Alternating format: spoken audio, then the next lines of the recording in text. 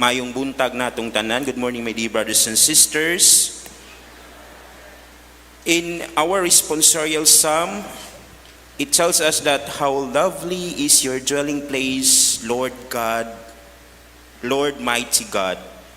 And this is an invitation, my dear brothers and sisters, to reflect that this should be our ultimate desire. No, ganahan, wa man siguro di ganahan malangit na aba.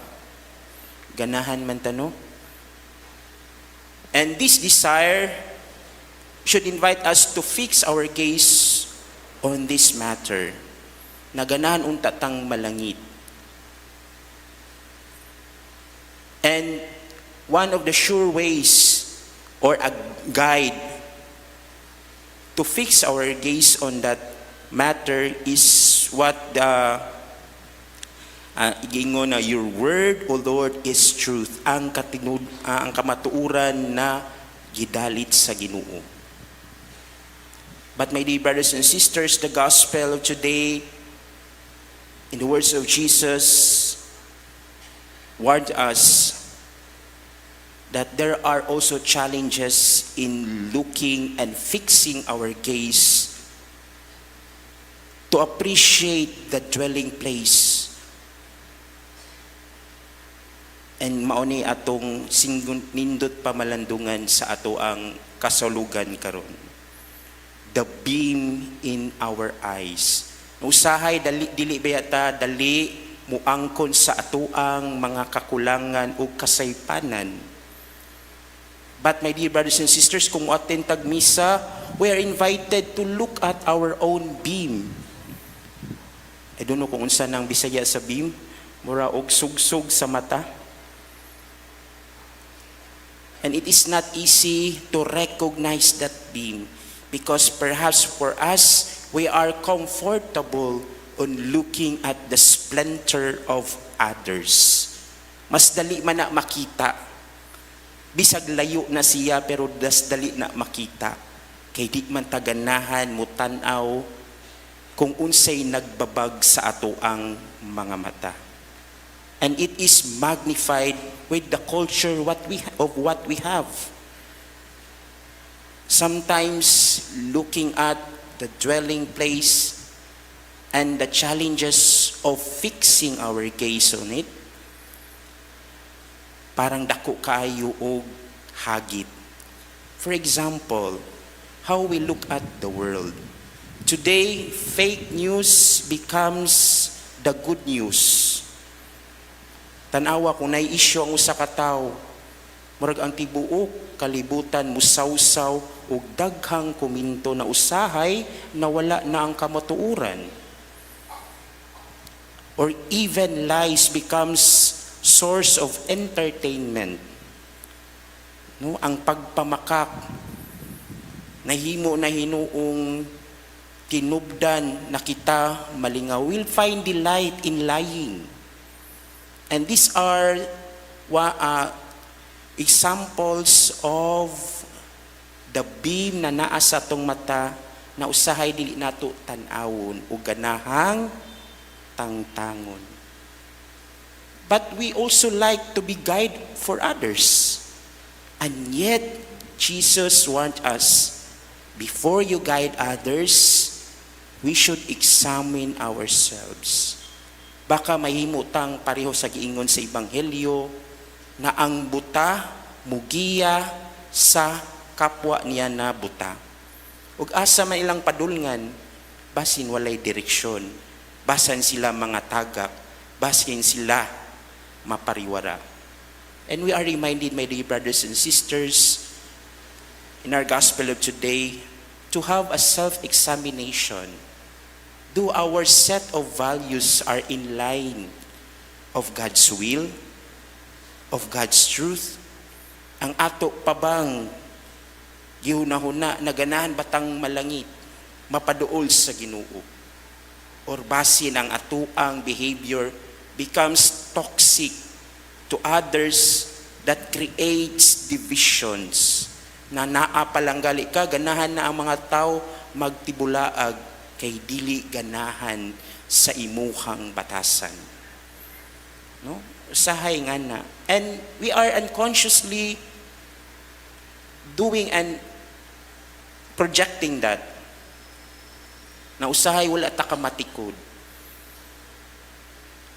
Mao nang kinahanglan tang mamalandong sa atong kagalingon. Di ba kung tan-aw nato ang Santos na Misa, if we look at the Mass, before we receive Christ, we are invited to reflect, no? To prepare ourselves, to look at our own beams sa atong mata, so that we can pluck it out, ato ng tangtangon, and we have a greater and better view of life. Manang usahay kung dili nato tangtangon, we have our fixed idea, we have our own biases against people, and we become dili na tamahimong compassionate sa uban.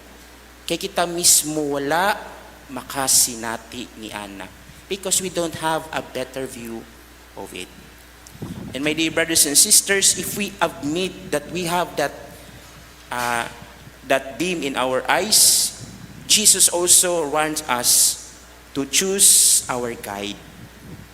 No? Usahay daghan ba yung mga giya karon na makita madungog nato. Kung tanaw nato sa social media, daghan kay mga guides.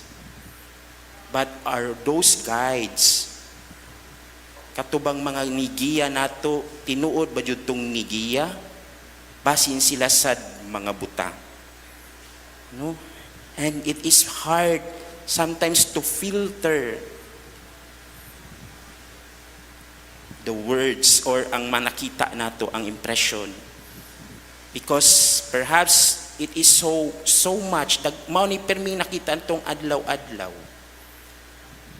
Nakaroon kung maminaw ka sa news ug mutan-aw ka sa news, puro bad news. No? And murag na accustom lang ta ana. Ug usahay ato ning pamalandungan mga igsuon. Are these guide nato help us to fix our gaze on the dwelling place of God? Kay kung dili, then we have to think twice atong sutaon sa atong kagalingon. Nakaniba akong gisaligan na maoy mugiya sa akong kinabuhi? Maayo ba ni?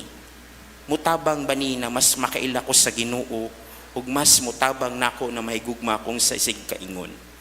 So maigsuon, we are invited, my dear brothers and sisters, as St. Paul reminded us in the first reading, then we have to raise in our lives, we have to aim for something, and that is to preach the gospel. But you cannot give what you don't have. You cannot preach the good news if you yourselves did not witness it in your own lives. And when you began to preach ug kini nituhop na sa uban, don't own it. Dili ni akong pulong, kundi pulong ni sa Ginoo. So in short, St. Paul also reminded us that we should also be humble in preaching. No? Kung usahay sakit ba yang magpakaubos, kay ganahan man tang ma-recognize, no? But again, we are invited to train our bodies and our spirit, no, sa giingon pag-aniya, to train us. Let us train ourselves to be humble. Kay bisan si San Pablo had his own struggle in preaching because there is a temptation that he might think that this good news ay nagikan sa iyaha. So struggle ni sa diigsoon, hagit ni. Pero giawhag kita, we're invited to pray, no? As what St. Paul is doing in the first reading. His preaching is in a context of prayer. Na kung wala ang pag-ampo, dili kita makakita sa giyas sa Ginoo. So maigsuon sa atong pagpadayon sa Santos na Misa, let us remember that our ultimate desire is to dwell in the dwelling place of the Lord. And to do that is to heed the truth. But again, the challenges are there. But we should also be reminded of what St. Paul is telling us. To always seek the Lord, to pray. No? So mga igsuon sa atong pagpadayon sa Santos na Misa, let us also be mindful of our own beams.